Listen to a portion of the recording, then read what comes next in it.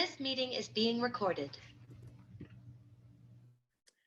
Welcome back, or welcome to the As Above, So Below podcast. We have a wonderful episode coming today, even though I have no idea what's going to happen. First things first, we'd like you, if you are listening to this, please like and subscribe and help us get our message out to even more people. And the reason it's a special episode today is our number one listener is our next guest. So Andrew and I are very, very happy to welcome on Cydney Green. Cydney, welcome to the As Above, So Below podcast. How are you today? Thank you, Gunnar, and thank you, Andrew, for having me on your podcast. I am doing well. It is Thursday. It is sunny and beautiful in Connecticut. I just wrapped up, my 9-to-5 job, and I'm hopping on this podcast to have, a fun and enlightening conversation with you guys. So I'm excited for what's to come. Right on. Well, thank you again. So let's start from the top. You're in Connecticut right now, but where are you from? What's your backstory? Where am I from? So usually when I start this off, I say that, I was born in Florida, lived there until I was 6 years old, which I would consider my unconscious life. I don't really remember much besides, swimming in the pool, chasing lizards, and just stuff like that. So I moved up here with my family, my mom, dad, and sister in like 2001, and started kindergarten. So I went from being homeschooled half of kindergarten to entering an elementary school, which was quite different. I didn't have much experience being homeschooled, so I can't really speak much to that. But it was really weird coming from sunny Florida up to Connecticut, where there was snow all over the ground, and we were standing at the bus stop in February. It was just so much snow outside. And our neighbors eventually popped their heads out of their house like 30 minutes later, and they're like, there's no school today. We have snow days. So that was a nice welcome to Connecticut, like go home and chill for the day. From there, when we moved up here, I was a child, all that cool stuff. I was a pretty like rebellious teenager growing up. I always kind of like to bend the rules and take chances I didn't really calculate in my head. And I was never into sports. I did some dance stuff here and there. But by the time I was graduating high school, which what I would say when my life really started to pan out and come full circle for me, was deciding if I wanted to go to college or not. And I really didn't want to go to college at all. I kind of had that mindset of I just want to be done with school. I don't want structure. I don't want responsibilities, which I don't know what type of life I thought I was getting into at that point. But I ended up leaving high school like half a year early, didn't go to graduation. I started at the local community college, and I figured let's try to take a few classes, see if I like it, and then work about like full time or 30 hours a week. And I ended up doing really well for someone who never excelled academically in school. And so I continued on, did all my gen eds there. And then eventually I decided, I didn't want an associate's degree or a liberal arts degree because, I didn't know how I was going to be able to insert myself back into society and make money off of just a 2-year degree. Growing up, I never really had any, I guess you could say, like direct passions. I was just kind of like always doing random things in here, just trying to have like a good time. So when I went to go pick my 4-year degree, I was like, gosh, what am I going to do? Like, I don't really like anything, which is kind of a weird thing to say and feel. So I went on Google, our handy friend Google that we all use so often. And I looked up, Forbes list of most valuable majors, and biochemistry was on there. It kind of caught my eye, and I'm like, maybe that could be like where I go with this. And I never took like biology or chemistry in high school. I took a little bit when I was at the Manchester Community College. But I think I was just like, pretty infatuated or, interested in, the human condition and our struggles and all the biochemical occurrences that are happening behind the scenes. So I thought that was a way I could get a better lens on that. being all past college now, I can say that is still blurry. Still don't know why we always feel the way we do. And so I started going to University of Hartford here in Connecticut. I ended up getting my bachelor's degree in 5 years altogether with the community college and UHart combined. And then I was working about like 30 hours a week at Whole Foods the whole time. I was a teacher's assistant for general chemistry labs. And I just had a terrible time balancing just all of that stuff and trying to do well at all of it.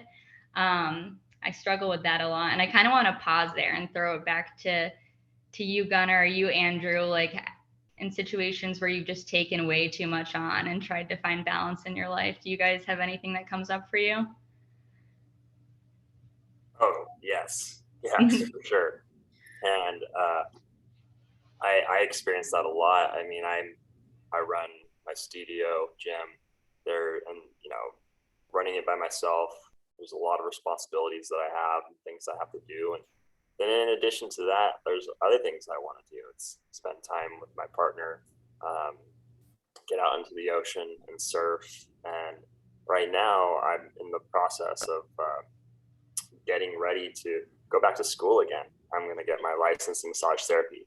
So as I'm like, this is like going out to next fall for me. And I'm thinking that exact question that you just asked. It's like, okay, where, like, you only have 24 hours in a day.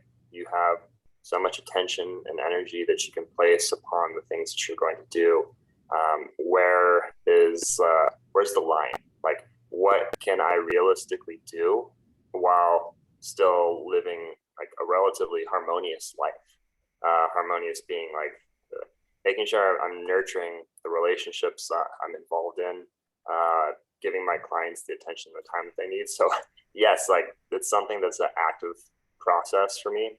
Something I've mentioned before in previous podcasts is I notice my tendency to have what I call shiny object syndrome. And there's lots of things that I want to do. There's lots of places that I want to go.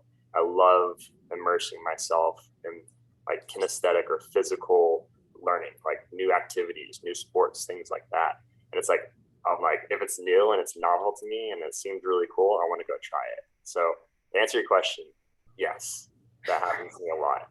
And taking the time to reflect and basically journal these things out, meditate, or just, take that introspective time to think about like what's most important to me and how I'm going to make this work. It allows me to make those decisions about what stays, maybe what kind of gets dialed down a little bit as far as my focuses go. And then, where do I shift more of my focus and attention to? So yes.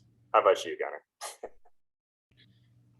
Absolutely. I mean, I've lived such a interesting life since graduating high school as well. Like I thought I was going to play Division I college hockey, which meant that I was going to play junior hockey before that. And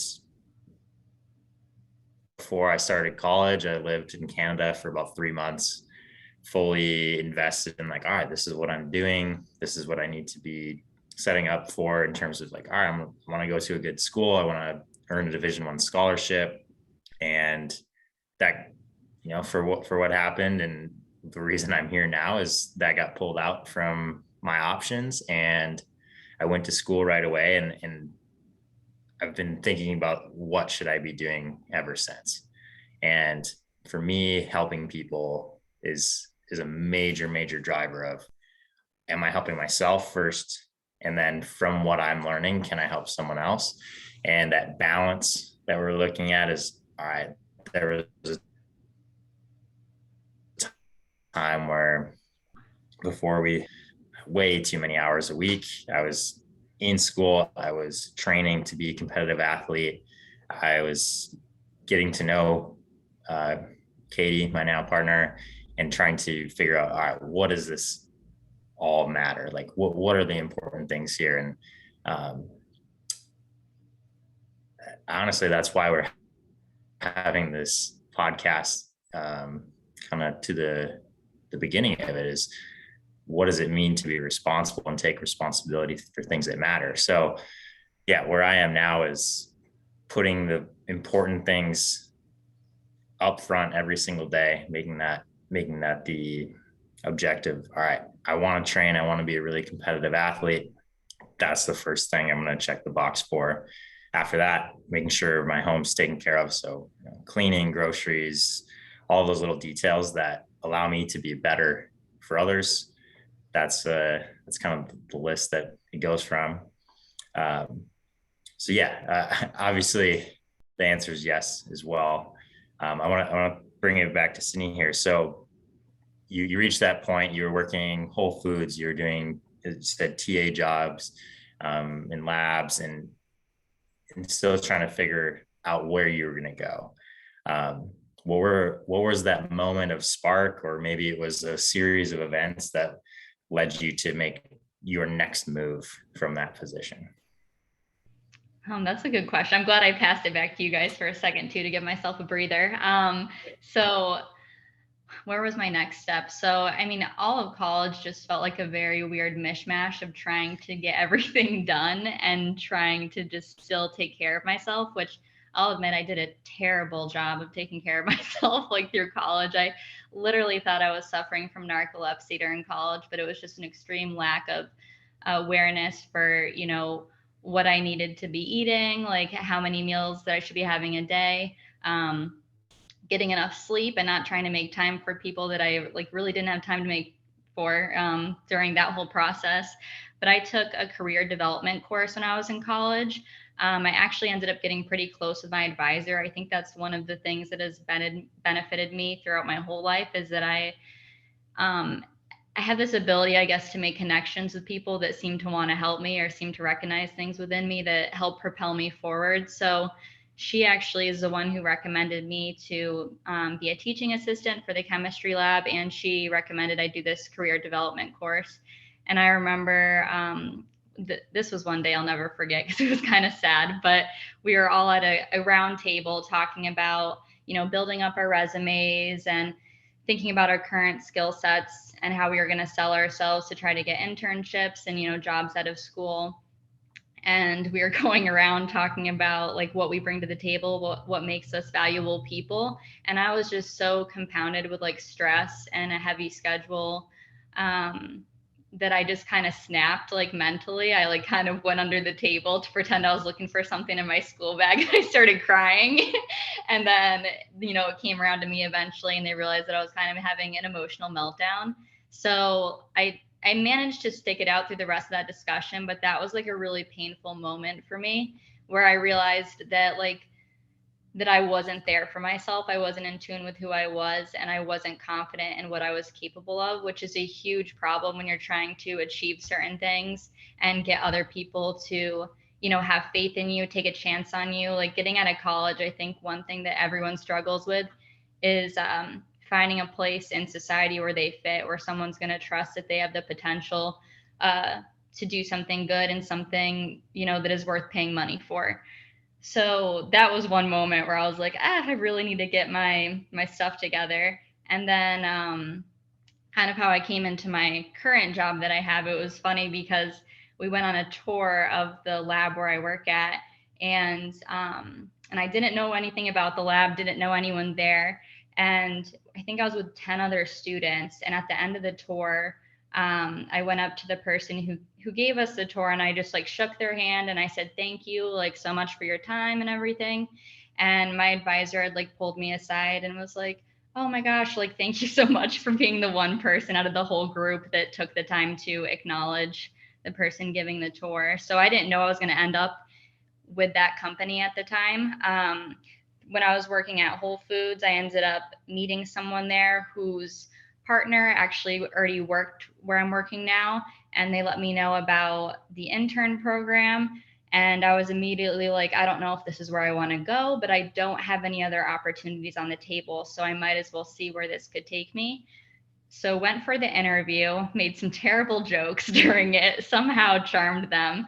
And then they invited me to come do the student summer program with them. So that was kind of like where my next move went. And that got me through my senior year of college. So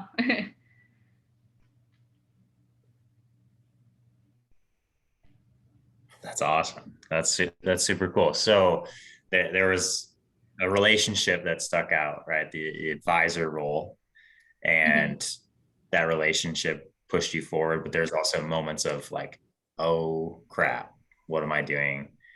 Or what am I not doing that I should be doing, and bring that back in. So I imagine there's been a lot of changes in how you go day to day. Like what are your habits, and what are the things you're doing now that allow you to feel your best? Let's see. So I live by myself right now. I live with my cat. So, I really have no one over here to keep me accountable for what I'm doing. I very much rely on myself to get out of my own way, to get up each day, go to work and all that good stuff.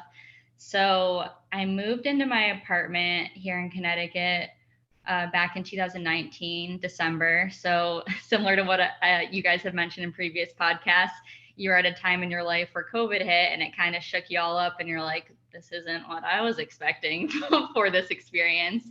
And that's kind of what happened. I thought I was going to move into this apartment. I was going to make some friends, which that was something I really wanted to do to better my mental health and my social skills and everything. And 3 months in, everyone was like, we're not leaving the house, we're staying in, we're, stockpiling on toilet paper. And I'm like, whoa, like it was kind of nice in a way because I love my solitude. I love being alone. And it was almost like I was finally given permission to just be a loner. But I eventually got my cat Doja in February of 2020. So she's been huge in like just my daily routine and just bringing me little bits of happiness throughout the day. So up until like last summer, I didn't have like the best habits. I think I was just kind of meandering through, doing what I've always done most of my life, for the most part, besides like, finally paying bills and having to really consider what I'm spending my money on, making sure I'm not buying stuff and letting it go bad and just throwing it in the trash and everything. So I went on a trip to Yosemite last summer, and that was just a whole other story in itself. But from that, I, got a lot of inspiration to start treating myself differently. And one of those things would be, what am I eating? So before I would be the ultimate pizza queen, I'd be like on the Domino's app, like ordering myself pizzas like all the time, like the medium special that they have, 2 mediums. Quesadillas, like just cheese and bread. And I wondered why I felt like garbage all the time, even though it should have been pretty obvious.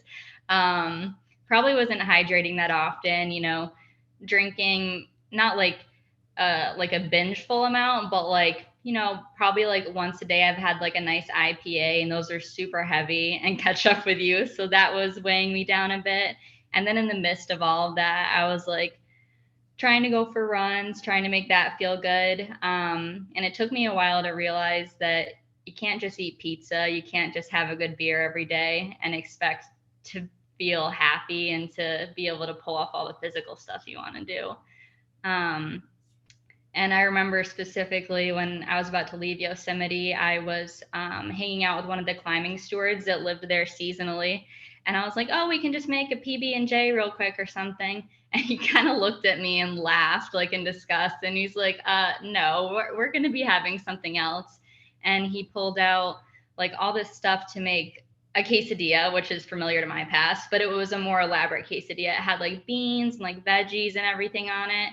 And just seeing him be so resourceful and quick to be able to do all that without even an actual kitchen, which I've lived in most of my life. So I was just like, wow, like what have I been doing with my life? So I got back and I started transitioning to a diet that consisted mostly of like, veggies, leafy greens. I actually cut a lot of sugar out of my life, which wasn't as intentional as it sounds.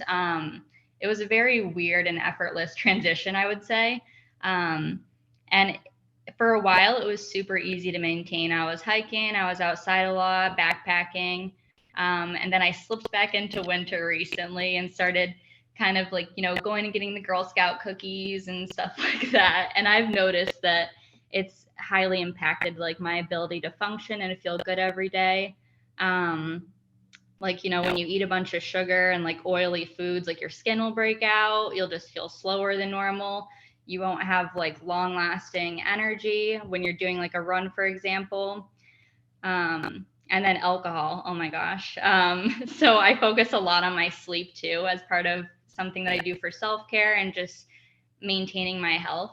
And I had a huge problem like sleeping and everything. I would sweat a lot in my sleep. Like ever since I moved in here, I don't know what it is. I've tried fluctuating the temperature down to the ideal range below 67, changing my diet and everything. And I think a lot of it has to do with underlying stress, which I've been trying to tackle through like meditation, and other practices. But it's hard to really identify what's stressing you out, and some stressors you can't remove from your life. So, but I'm going to pause there because I feel like I've been talking a bit, and I'll see if Gunnar and Andrew have anything to say.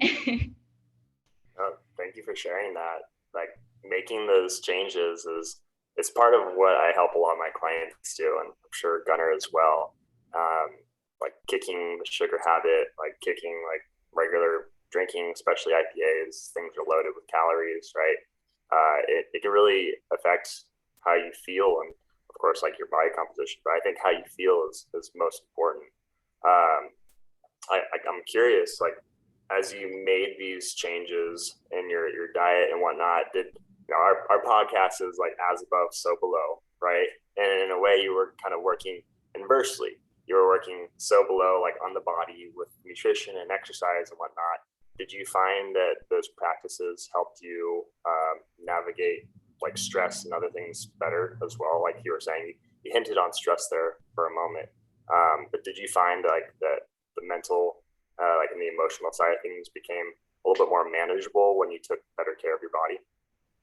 Oh my gosh, 100%. I would say last year when I was really on track with things, I had probably the most clarity I've ever experienced in my life. Like I was sharing a bunch of stuff on social media. I was out meeting a bunch of people, doing a bunch of cool things, which requires you to, feel pretty good mentally and physically. So yeah, I definitely noticed the difference. And it's weird because, people tell you all the time, oh, just eat healthy and work out and stuff and everything will be great. And yeah, in some regard, that's definitely true. It'll get you there, but there's a lot of continual work that you need to do, and a lot of just acceptance that, even though you take good care of yourself, you're still going to be faced with things that upset you or kind of throw you off track a bit.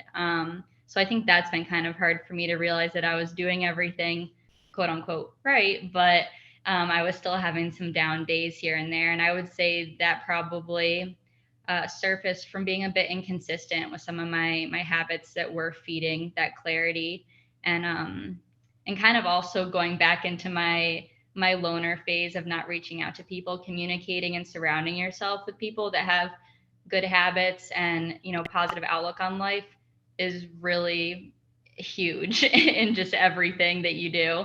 I can't emphasize enough how much the people around you influence your well-being.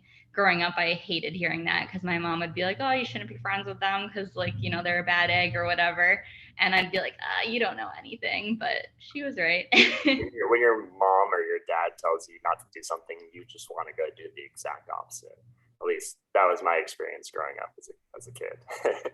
Oh yeah, gotta find out for ourselves. So I'm curious, like when you noticed yourself like falling out of these habits and practices that were helpful for you, how did you bring yourself back around? Was it surrounding yourself with communities of people, like you said, or was there anything in particular that you did to do that? I definitely talk about it to people. I'm very communicative about like what's going on for me, like, emotionally or just even event wise in my life. So I would tell people like, oh, I haven't been taking good care of myself. And that way it's like, I know they're not going to track me down and be like, Cydney, are you eating healthy today? But at least I've expressed to someone out loud that I'm not exactly satisfied with how I've been treating myself. And then that sits in the back of my mind that like, the next time I talk to them, I do want to say that things have improved and that I've been doing a better job. And I think just in my personality specifically, I can't deal with like a state of like negativity or like complete decline for too long. Eventually you just hit that bottom point and you're like, oh, I got to come up now, which I guess goes for everyone. There's like that funny, I think it's a meme I saw once where it's like going to rock bottom, does anyone need anything or something like that? And I felt that way so many times. I like that. That's a really nice way to think about it, in terms of like, all right, in order to know what the positives feel like, you have to be in touch with, all right, am I in that negative state? If that's how you want to view it, right? I know for me, like if I'm starting to fall into some of those patterns of missing on self-care or missing on other responsibilities, I'm a really good shit talker in my own head, and I don't share that. Um, and that may be a learned thing, and maybe it's unconscious. I'm working on it. However, when I can give myself that space, be like, oh wow, that's not who I want to be, and that doesn't line up with what I say I'm going to do. That awareness, that moment of, wow, that's not it, is so much importance of going back to where I want to be and hitting my stride, hitting those positive things like we've been touching on this episode of eating well, sleeping well, communicating with others, spending time with the people who will build you up rather than, we're all aware of kids that we maybe grew up with that our parents weren't fans of, and maybe just like, yeah, whatever. We don't need to go too deep into that. Speaking of which, this episode will come out a couple weeks from now, but the previous episode, if you haven't listened to it yet, it's going to be about cultivating your tribe, and that's coming out as of today when we're recording this episode. Next episode, it'll be the one just before this one. So yeah, if you're listening, Nice. you want to work on cultivating your tribe, give that episode a listen. Yeah, great segue there. I want to ask Cydney here, who is in your tribe? And if you want to name names, that's great, but like, who are the people that help you be your best? Who is in my tribe? So I love like the term tribe and thinking of like who are the people that you match up with. I think someone described it to me as like finding that person on the playground where you meet eyes and you just want to hang out with them and stuff.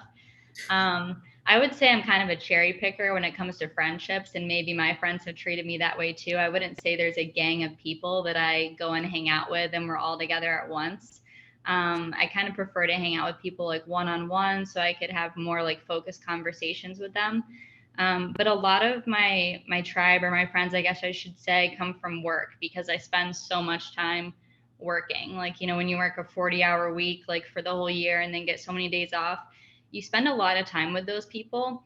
And I've always been good about never underestimating how important it is to nurture those relationships at work. You could just come up or go to work each day and have very transactional communications and not really say much to each other. But I always take the opportunity at work to really get to know people and talk to them about more stuff than just work, because I think that improves our ability to work together. So, I mean, Gunnar, this isn't going to come as a surprise to you, but I would consider your mom a really great friend that I have at work and mentor. So I'd consider her in my tribe, along with multiple other people in the group. Like pretty much everyone in the group I work in, I would throw them in my tribe, like in a heartbeat. Like they're all amazing people. And then even people like outside of the specific group I work in, like I'm friends with a lot of the chemists that I work with. And then just a lot of other people that hold different roles at Travelers. And I don't really stick to certain ages or types of people. I'm kind of like, I like a variety of people in my shell. So like I have people my age, like, in their 20s and 30s. I have people that have already retired that I consider really good friends. Like I meet people here at my apartment, not too many, but some. And then people I've met like on vacations and stuff, I'll keep in touch with them. Cause like out in Yosemite, I met some people, and it's kind of funny because like, I feel like my tribe isn't as close knit as maybe most would prefer, but I know that they're there. Like if I have to call them, or like, just message them really quick, I think, yeah, I don't really know where to go from there, but like my tribe is kind of scattered, so it's hard to really call them all out. I can appreciate that. From what I'm understanding, is the people that you're in close contact with or consistent contact with are the ones that you spend the most time with, which makes a lot of sense. And I imagine within the people that you're discussing here, like from vacations or from Yosemite in particular, there's a value or values that align with you, and that's why you keep in touch with them. That's why you're communicating with them when you need to, or when you feel the need to. So that's, to me, it makes sense. Would you say that's the case for you in terms of your tribes? Oh yeah, definitely. I would say, yeah, definitely our values align in most cases.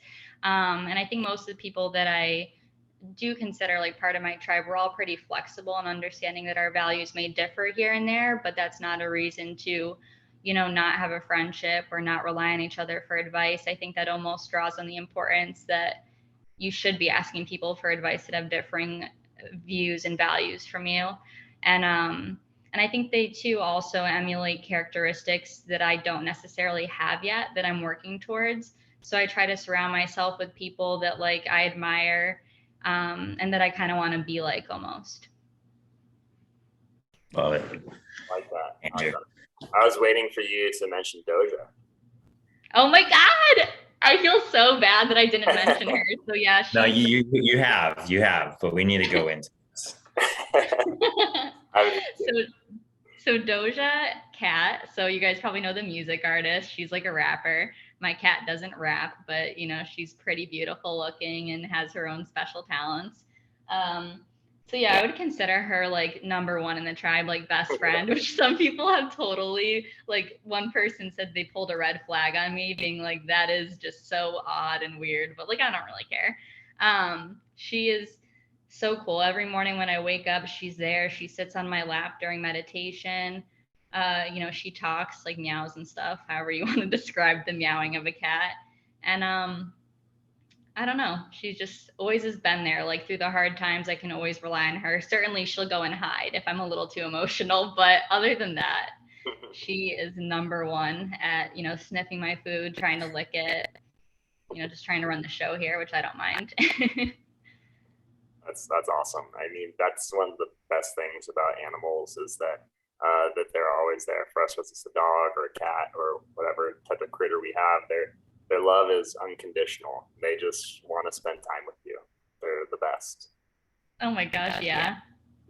And your effort is definitely recognized if you really show them that, they can trust you and stuff. And I think those behaviors and habits carry over into your other relationships of being gentle and like compassionate with people. So mm-hmm.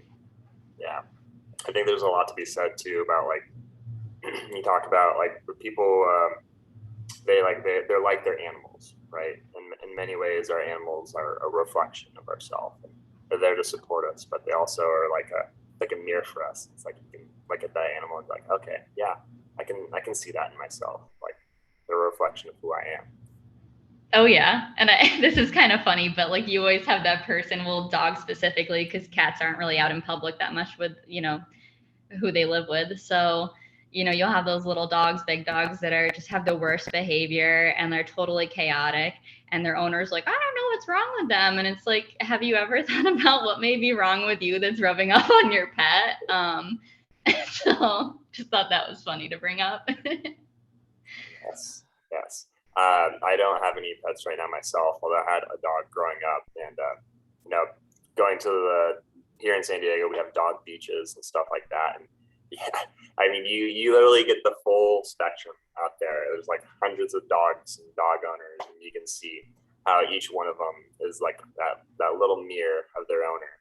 And like you said, like the dog is going crazy, and then the owner's going crazy, and it's like, well, what do you expect? Yeah, exactly. And then you have the people that kind of physically resemble their dogs in a way, or it just seems to match up that way, depending on the association. But oh man, that's so cool.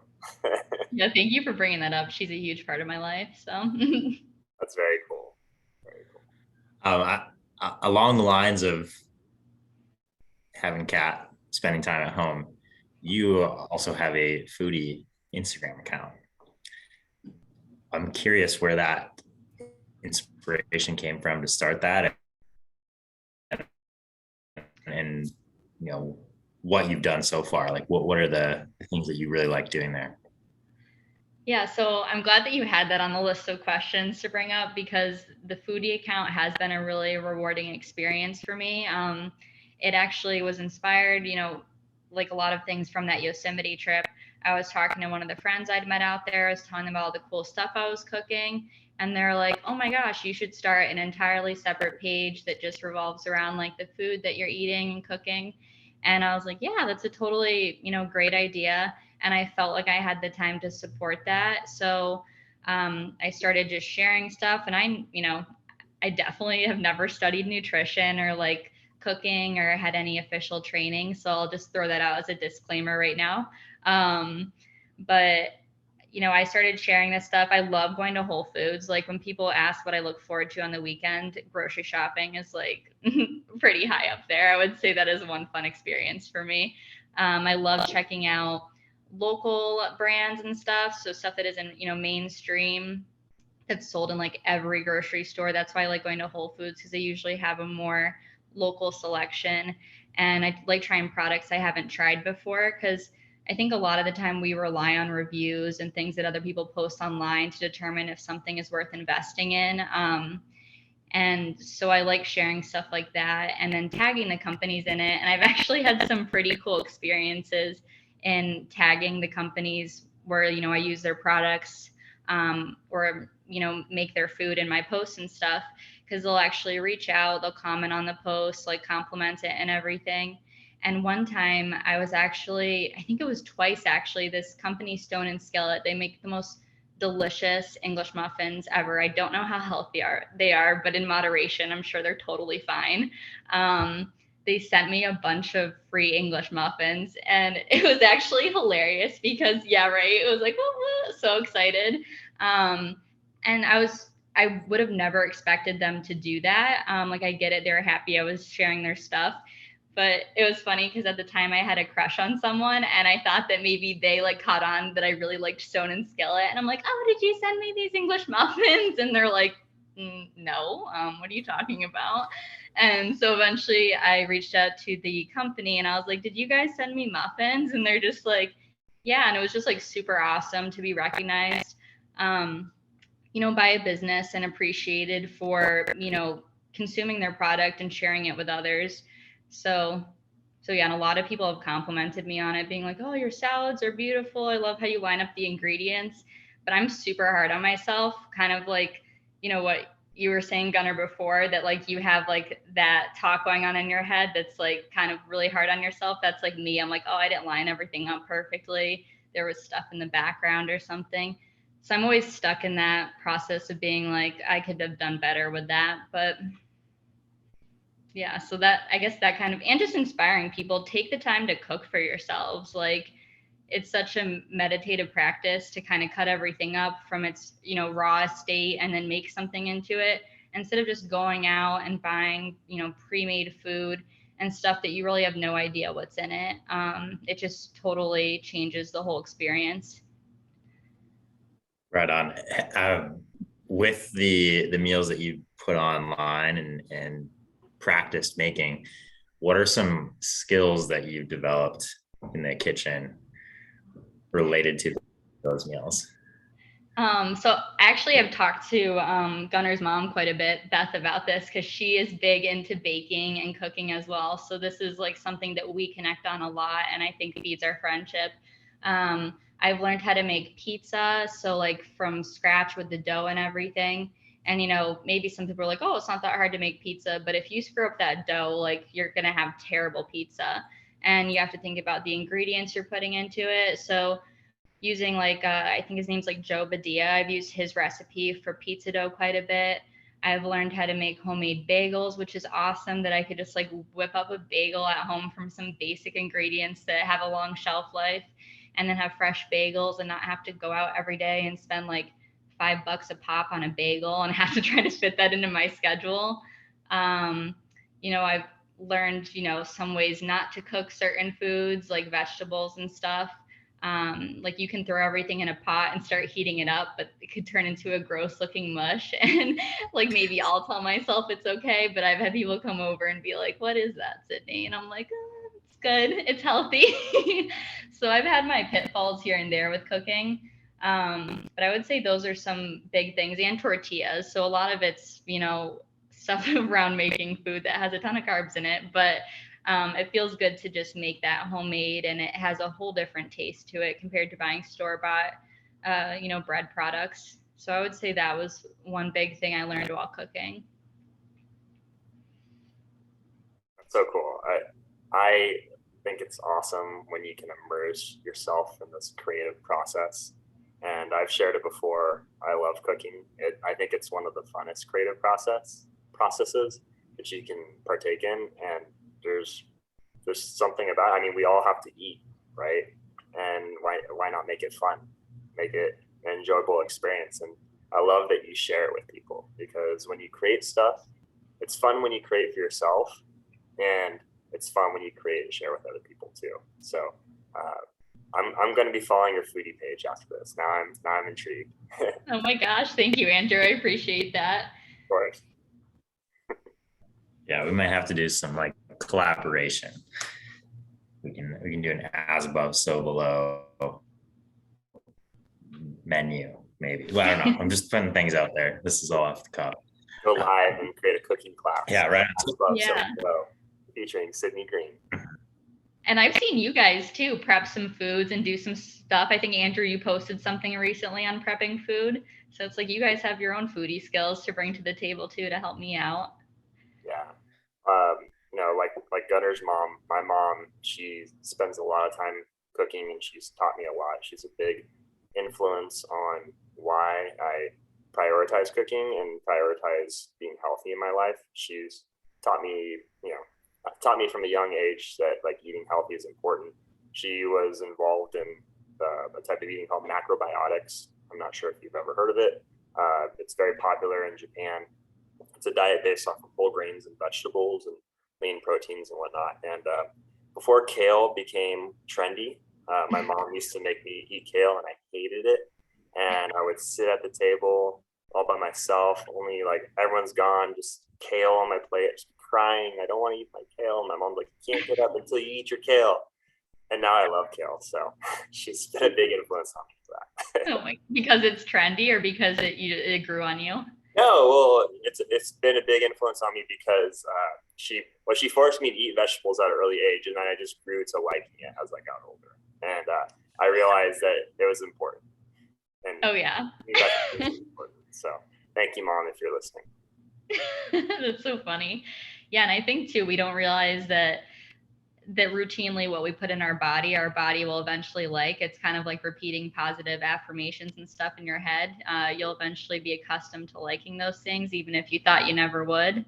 That's why I'm kind of in that weird slump where I've had sugar, and now my little biome, that stuff in your stomach, is like, oh my God, I want sugar all the time. I don't want veggies. So it's all about training your body and your mind to just want better for yourself. So yeah. Gunnar knows all about training the body and the mind. I mean, we all do, right? Yeah, it's a constant process, right? Everyone that's listening to this has a brain, and everyone that's listening to this has a body that carries that brain. So the time that we can invest in ourselves is always going to be paid back in full. So I think that's a really good segue. I have a couple more questions, a little off the topics we've been on. However, I'm really curious, Cydney, what it means to be strong in your mind. Okay, cool. I'm glad you got to that question. I saw it on there, and it kind of sparked some things in my mind. So recently I was watching this show called Principles of Pleasure on Netflix. And I'm not going to go into anything about that show, but there is this phrase that they used called position of convenience. And I just feel like it could be applied to so many things in life. And that kind of differentiates what it means to be strong or to, not be strong. Because I think you guys talked about this with Julian in a previous podcast. And, I'm sure it's been talked about before in other episodes. But there's so many ways to be a strong person. You don't have to physically have big muscles. You don't have to take on the weight of the world and do all these things. Being strong could be even something as simple as, getting up in the morning and making your bed just because, that'll be the great start to your day, to, build momentum of doing other things. I think often we take a position of convenience in conversations and our actions because, we have all these excuses or feelings that kind of get in the way of what we actually want. So, I've had a lot of situations in my life where I've kind of suppressed a bit like who I am out of positions of convenience. I didn't really want to go up against the grain of like other people by being more so of who I am. And I've realized over time that, I feel better about myself. I feel physically and mentally stronger when I stay true to like my values and my beliefs, which are ever changing, honestly, which makes that a bit challenging. But to take that position of convenience and avoid it and instead take a position of necessity, what do I need to do in this moment to align with what I want for myself and what I would want for other people? Wow. Thank you. Thank you. That was amazing. I love the mindfulness and practice in that description there. It's coming back to your values, right? Like thinking in this moment, like, okay, like this is what I'm being presented. These are the options that I can create. Like, what do I need to stay true to my values and beliefs? And then take action from there. And to me, that's like the epitome of living an intentional life. And it's a practice for sure. We're all practicing it throughout our lives. Like, it's so easy to unconsciously fall into these call it positions of convenience.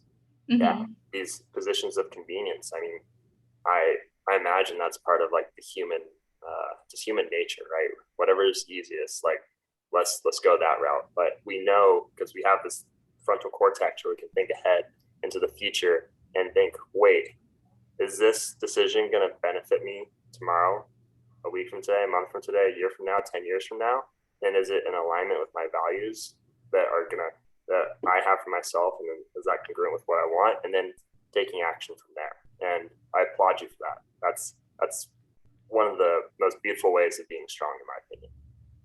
Well, thank you. And I applaud you too for the way you just said all of that. I was like, oh my gosh, sometimes I hear you guys talk and I'm like, I feel like they've taken words out of my own mind or my own playbook and stuff and just made it, what it was or even better. So very well said. Thank you. That's great. So you mentioned one thing in particular is that strength is not, it doesn't necessitate physical strength. And that just aligns super well with the name of this podcast, but really the theme of self-responsibility and understanding how our thoughts interact with how our body is in the world and how our body can take in information and how we start to perceive things around us. So I totally relate to that. And I think it's timely to share a story. So I swim on Thursdays, and if you've listened to this podcast, you know that I'm a hockey player. So the solid state of water is my preferred state of water. Swimming, being liquid, is a very big challenge for me, and I do not float. So today in the swimming workout, I was in the swimming. Yes. And the set that was ridden was 4 by 400 meters with 90-second rest. And that's really not that important. However, the most that I've swam this past year in a single session was like 1,600 meters. So just that alone, main set, was all of the distance I've done in a year. And I got to a point halfway through the very first 400 where I said, I caught myself saying, you could stop and no one would know. And I was like, damn, I really just said that to myself. Like I drove a half hour to the pool. I have the opportunity to be there. I'm out in the sun and I want to stop. Like what's going on? However, I corrected myself, was aware of my thoughts, and I know I'm going to be stronger because of that conversation I had with myself. Am I a better swimmer? Maybe. It's yet to be seen. Still pretty slow. However, finishing that set of 1,600 total meters there was like, okay, I did that. And now I have momentum going forward. So making the bed in the morning is the first step. However, sticking with who I want to be through the rest of the days is how strength is built in my eyes. And a lot of times that manifests in the physical as well, how we take care of ourselves. So that's my story. I'm curious if Andrew, Cydney, if you guys have a story on how you caught yourself and then made a decision to stand strong in your values and who you want to be. Oh, gosh, are you gonna go, Andrew? Well, no, please, Cydney, share. Okay. All right. Well, I feel like there's been so many opportunities probably and not enough time on this podcast today to go into some of my favorite ones, but to kind of tie both your story, Gunnar, and what you had said before, Andrew, about, remaining in congruence with who you want to be based on the decisions you're making today. Does that align with what you want for yourself in the future? So Gunnar, if you were to, take your opportunity of being like, I could just stop right now and no one would know, when you start to make those decisions of not showing up fully, it becomes so easy to repeat that the next time around. Just because you lived it once, you can live it again. But to talk yourself out of it is so important. Like when I go for runs, when I first started running, I would do guided meditative runs with Andy Pettycombe from Headspace. And I think his name's something Bennett, Coach Bennett, I think is what they call him on the Nike training app. And they kind of talk about, the best coach for you is you. And I think that ties into the importance of what you both do as coaches is you're teaching people how to be good coaches for themselves. Because if you don't have that positive self-talk, you don't have that encouraging little, I guess, angel on your shoulders being like, keep going, you can get stuck listening to that bad voice that tells you to give up before you've, maxed out on your potential. And so I rely a lot on just positive self-talk and trying to gas myself up whenever I do anything. But it's not always easy to catch yourself. So sometimes you got to be vocal and tell people that you're struggling so they can help you coach yourself. So that was my 2 cents. So I'll kick it over to you, Andrew. Oh, thank you. I appreciate that. I like the imagery of like the little angel, and then you didn't say it, but I thought about the little devil on your shoulder too, like saying like, oh, you don't have to keep swimming, you don't have to keep running, right? And then the angel's like, is this like this, keep running, like you can do this, like motivating you per se. For me personally, like we were touching and talking about the kind of like the ebbs and flows, like the highs and lows times of life. And for me, like recently, like I've experienced that myself. Part of it was just poor sleep. There was something on my mind, and it impacted my sleep. The next day, just like I felt really bad. I just felt unmotivated. There was lack of energy, and then I realized that I was like, it's not the first time I felt this way before. I'm aware of what physiologically might be going on and why this is happening. This is not helpful for me. Like thinking and falling into the way I'm feeling right now is unhelpful. Like when I think about my future, it's like, do I really want to be doing this? And having these questions that go on in my mind, like that's like the experience that I have in those moments. And then, but for me, what I remind myself of is like, this is just temporary. This is just a short-term experience and feeling that I have right now in this moment. And I know like when I feel better, I'm going to feel completely different about this. So part of it is just like acknowledging that, being with it, and then like just letting it pass and letting it go, and understanding that it's like, okay, I'm aware of this.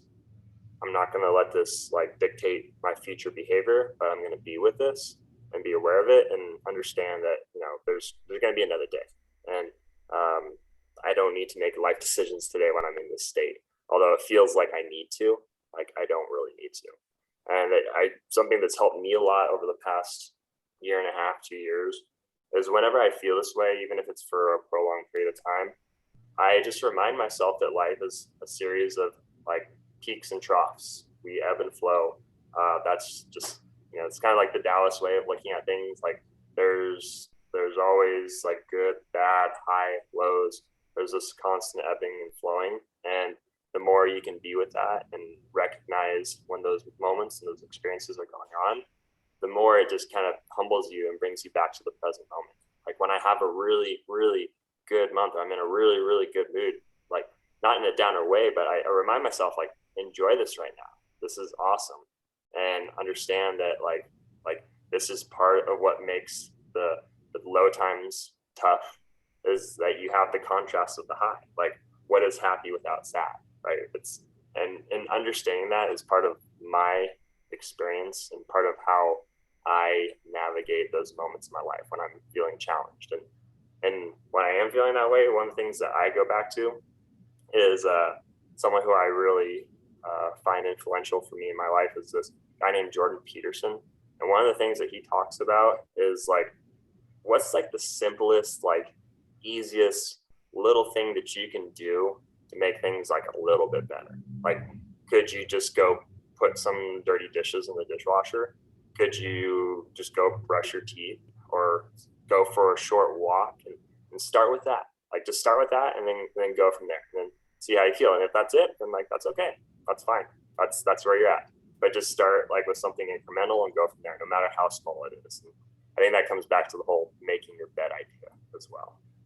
Oh yeah, I'm so happy you brought all that up. It brought up so much for me. So like impermanence with meditation and just the intangibility of emotions. Like we can't really do much with them. They're so fleeting, like you said. They're gonna come and go. You're gonna have your good and your bad moments or days.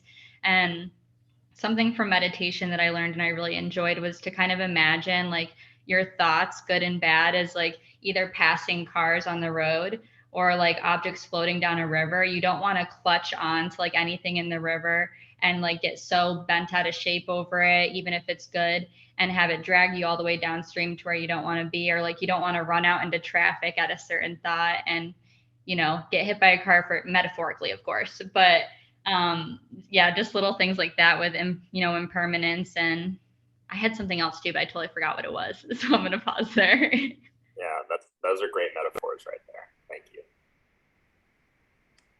Absolutely. Well, this has been a wonderful conversation. We're right at the time that we thought we would get to. This is something new that Andrew and I are going to implement, and I'm going to preface it first so you have a moment to think about it, Cydney, and then we'll answer, and then we'll let you go. So we're thinking about segments on this show, creating something consistent that we can always go back to. And it's going to be as simple as giving a shout out to something that has helped you this week or something that you're excited about coming up. So for me, my shout out for this episode is going to be my parents. I have a photo of them that it's the background of my phone. And just the other day, I was in a moment where I was starting to doubt myself and think like, all right, maybe this isn't the right place for me to be or right position. And for whatever reason, my phone was open and I looked down and that was the photo I saw. And I thought, the reason I'm here is because of all the work that I put in to get to this point. And that started with the example my parents gave me. So my shout out for this week is my parents. Love you guys. Thank you. And Andrew, what's your shout out for this week? Wow. Yeah, you make me want to shout out my parents now. Otherwise, I'll feel like a bad son. There's no pressure. I mean, you can do that next time, maybe next episode. No, in all honesty, most recently, Hannah, my partner, I'd like to give her a shout out. She is just always there to support me when I'm going through like these moments like I was just describing. Just there, and like her love is like unconditional in a way where it's just like we're just happy to be together, and just like regardless of what either one of us are going through, we're there to support each other. So my shout out is for Hannah. Thank you. All right, Cydney. A lot of pressure here, but also no pressure at the same time. Oh my gosh. Yeah, I'm like gushing over here. Both of you guys had such awesome shout outs and they just warmed my heart. I don't know. I mean, I want to kind of piggyback. I don't sadly have a significant other, so like I can't shout them out. And I'd love to shout out my parents too, because they're so awesome. And, they've done so much and sacrificed so much for me. But I kind of want to even just broaden it to everyone that is, a piece of my life. Like you all do much more for me than I could ever elaborate on. And, my life and my story wouldn't have any meaning without the people in it. So I give a shout out to every living creature and beautiful person that makes my life as special as it is. That's awesome. Beautiful. Well, to wrap it up, Cydney, if people are interested in finding out more about you, where can they find you? Maybe that's online, maybe that's, if you want to give out some contact, whatever it is, where can people find you? So I guess like social media wise, I'm most active on Instagram. So I have my main page, which is just CYDDDG. So Sid, but spelled with a C, and then G at the end. I don't know if I mentioned that. Hopefully it wasn't confusing. Or you can just look up my full name, Cydney Green Foodie, and it'll pop up. You guys could find me off of Gunnar Andrew's pages as well, because we all follow each other. But that's where to find me. Beautiful. Andrew, how about you? Everyone can find me on my personal Instagram page, andrew.swasey, as well as if you're in the San Diego area and you're looking to work on some healthy lifestyle coaching, strength and movement coaching, my page is Swasey_fitness, that you can reach out to me on that, or go to my website, swaseyfitness.com as well. Beautiful. And if you're looking to find me, my name is Gunnar. My personal Instagram page is Gunnar Regan, and that's with an A in Gunnar. I think that gets missed sometimes. And my coaching page is @Animus Coach, ANIMUS Coach. And if you're looking for an opportunity to work with a coach that's going to push you to skills around language and mindset that are going to help you live more fulfilling days and life in that sense.